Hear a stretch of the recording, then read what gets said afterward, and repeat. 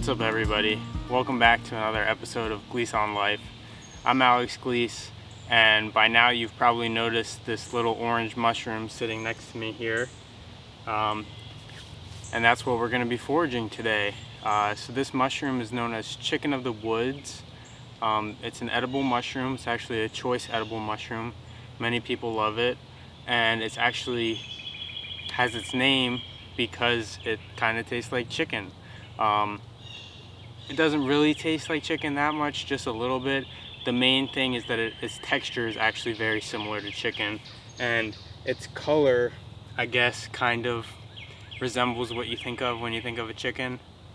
I don't really know, but it's called chicken of the woods. So this specific species that we have here is actually known as Laetoporus cincinnatus. And there's a couple of different species of chicken of the woods mushrooms that can be found throughout the US. The main two being this one, Laetoporus cincinnatus, and the second one being Laetoporus sulphurus. I apologize if I don't pronounce that correctly. I'm not the greatest with the Latin names, but that's what I know about these. And then there's a third species that can be found in the northern parts of the US, which is Laetoporus conifericola, which grows on conifer trees, and that one also has we'll get into a little bit about how you can identify them. So when you find chicken of the woods, it's always going to be growing on some sort of wood, or it might look like it's not growing on wood because it's growing out of the ground, but really that's because it's growing on the roots that are underneath the ground, which is actually going to be the case with this mushroom here, the Laetoporus cincinnatus. It will almost always be growing out of some sort of root or something that's in the ground. So this one we have right here is actually pretty unique in the fact that it's not growing from some sort of root. I've never actually seen it growing like this, but my guess has to do with how decayed this log is, that's playing some sort of role here. But kind of interesting that it's not growing out of the ground. So it may not be cincinnatus, but either way, all chicken of the woods mushrooms are edible.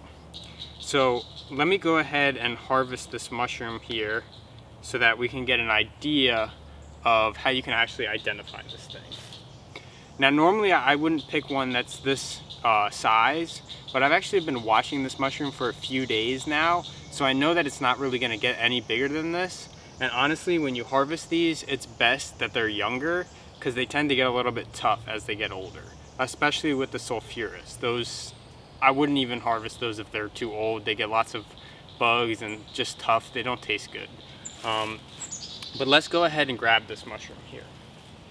So we're just gonna cut it as close down to the base as we can without getting any of that actual wood with. That's just gonna make it more of a pain for us to clean up later.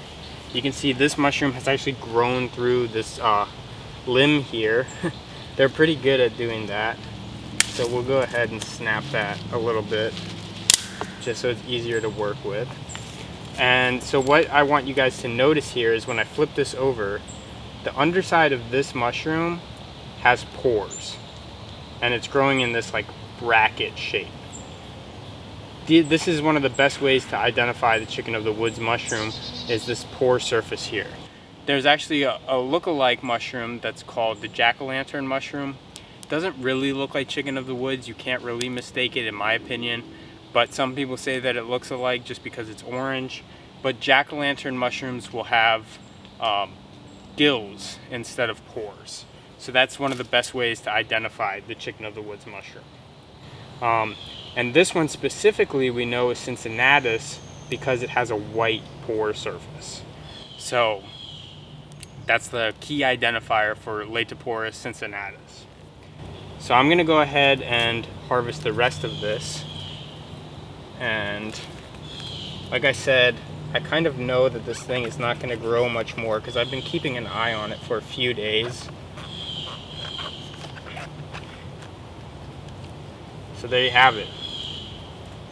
So we'll go ahead and we'll trim off some of these funny bits. It's easier to clean the mushroom while you're out in the woods, where you can just leave all of this leaf litter and debris behind. It makes it a lot easier when you're at home to just go ahead and do this while you're harvesting it. And then we'll brush off any excess dirt. So, yeah, that's about it. Just enough for us to have a little meal here. I'll go ahead and I'll give you guys a close-up of what this actually looks like. So you can see bright orange color, and if I flip it over, we have that white pore surface. So really beautiful mushroom, choice edible. It goes great in any recipe where you would normally use chicken, which I'm gonna go ahead and I'm gonna show you guys. We're actually gonna use this to make a banh mi, which is a Vietnamese style sandwich. So let's go back to the kitchen and cook up that banh mi.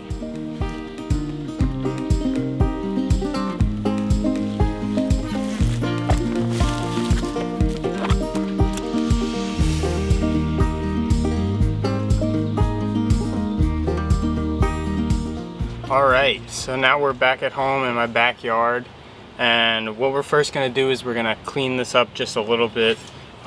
We did a pretty good job out in the woods, but like I said before, there was that stick in the mushroom, so we got to get that out. And there's some not so desirable bits on it, so we're going to try and trim those off as well. So I'm just going to start with my foraging knife, and I'm going to start to kind of trim away some of those not so good looking bits. You can see it's kind of dark on, like, has a dark outside ring, and I don't really think we want to eat that. So I'm gonna try my best to kind of get in here and get the stick out, and then kind of trim away, probably trim away quite a bit of it actually. There's no need to try and save it. Don't be frugal when you're cleaning these mushrooms. You're not gonna really enjoy that part that you tried you're so hard to save. It probably is just better to trim it off. Alright, normally I would just shred these up, but since they're like nuggets on this one, I think that I'm actually gonna slice them into some pretty thin slices. Normally you could just take this and kind of pull it apart like string cheese. It's pretty, like, I don't know, it's kind of like marshmallowy almost, but like more dense. Yeah, you guys can hear it's pretty dense when it's fresh. So we're just gonna take it and cut it into some slices.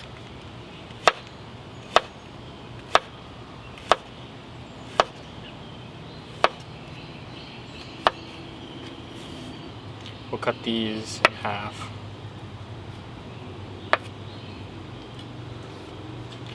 And then this one, we'll cut that there. And then slice this.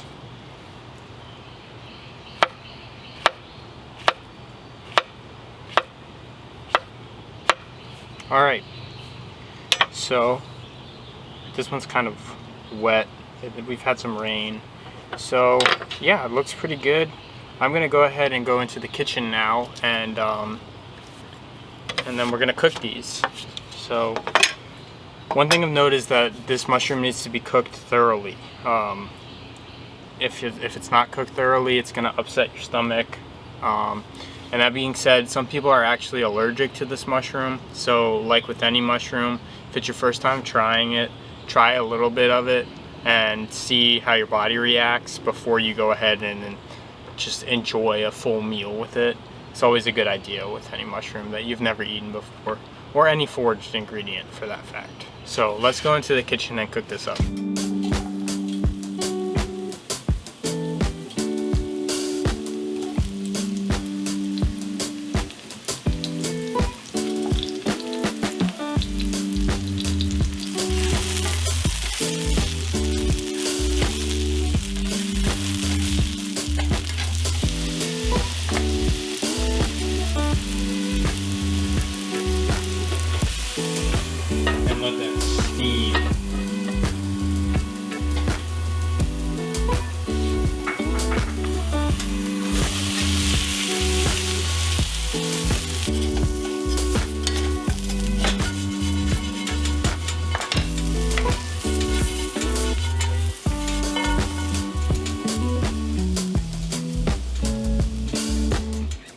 Alright, now that our chicken of the woods is cooked, let's start assembling this banh mi. So banh mi is a Vietnamese style sandwich.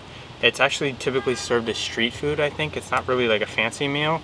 So what I have here is a French baguette from the farmer's market that I picked up and I sliced open, and we're just gonna fill in some of the stuff. So what we're first gonna do is we're gonna take some carrots and we're gonna julienne them. Do our best to do that. So that's just matchsticks for those of you that don't know.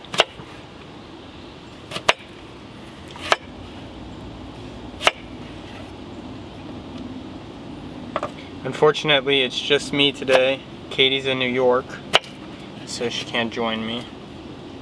And I don't have daikon, which is the traditional thing to add to this. We're gonna add a little bit of rice vinegar here to this, just kind of like almost like a quick pickle, and then just stir them around a little bit. And then we have our cucumber here. Just slice these nice and thin.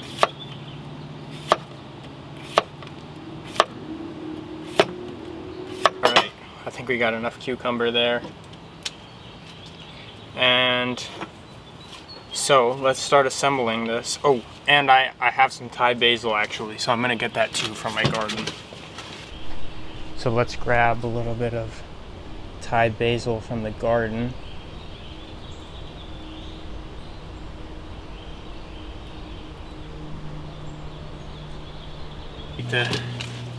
The Thai basil, and we'll roll it up, and we'll take this and we'll just chop it.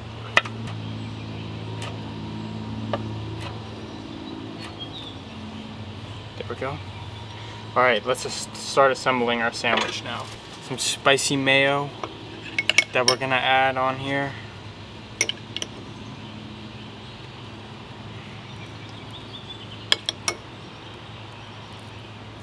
We're just gonna lather this up because the chicken of the woods can get kind of dry. So just give it a nice coating.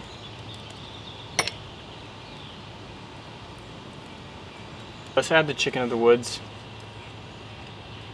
So we're just gonna pile that in there. Oh my god. We're gonna fill this thing up.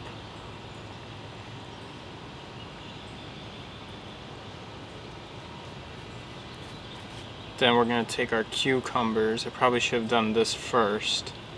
We're just going to line the cucumbers in there.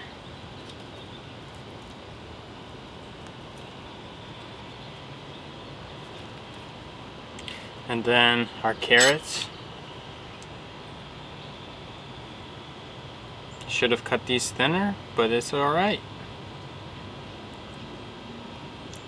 Then we'll take our cilantro and just load that in there.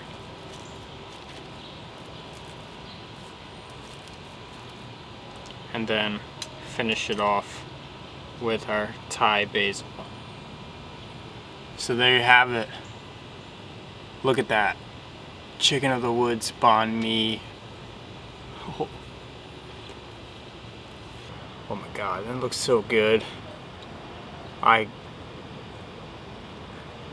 I wish you guys were here with me to enjoy this, but yeah, let's dig in. Oh my god, I don't even know where to start.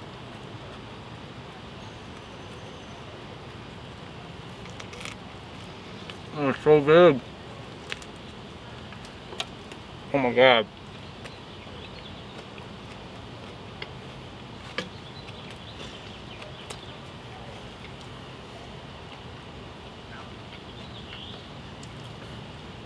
Oh, so good. I think I put a little bit too much stuff on it. I got a Sierra Nevada hazy or wild little thing IPA sour. I mean, oh my goodness, I can't even speak. The food is so good. Cheers, you guys.